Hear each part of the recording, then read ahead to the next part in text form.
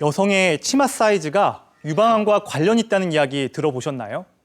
영국에서의 연구인데요. 25세부터 폐경후까지 10년마다 치마 사이즈를 한 치수 크게 입은 여성의 유방암 위험이 그렇지 않은 사람에 비해 33%나 높았다고 합니다. 그렇다면 이 같은 기간 치마 사이즈를 두 치수 크게 입은 여성의 유방암 위험 얼마나 될까요? 무려 77%까지 증가했습니다.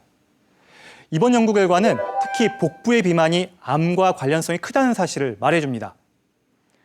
암을 알고 건강해지는 시간 암스트롱. 지난 시간에 이어 비만과 암 두 번째 이야기입니다.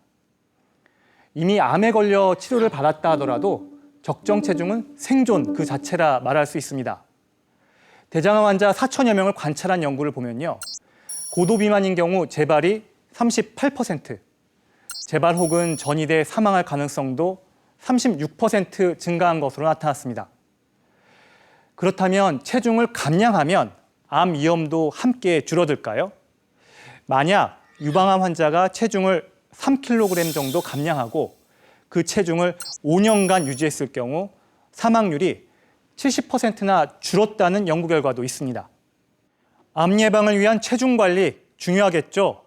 우리나라 사람들 10년 전에 비해 1인당 지방 섭취량이 5.9g 늘었는데 매주 삼겹살 1인분씩 더 먹는 거나 마찬가지입니다.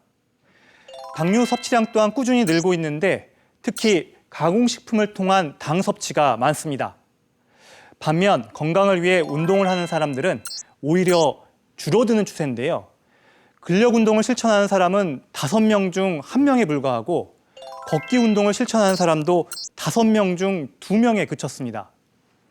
또 우리나라 사람들 자는 시간을 제외하고 하루의 절반가량을 앉아서 보내는 걸로 조사됐습니다.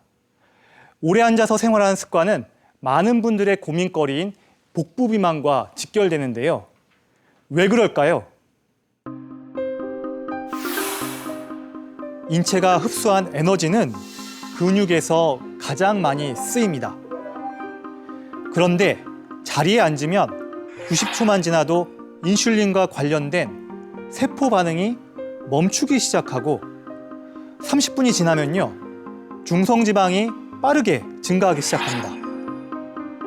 더구나 앉아서 오래 일하는 경우 근육량도 적어지기 때문에 평소 에너지 소비가 떨어져 남은 에너지는 복부 쪽에 지방으로 쌓이게 됩니다.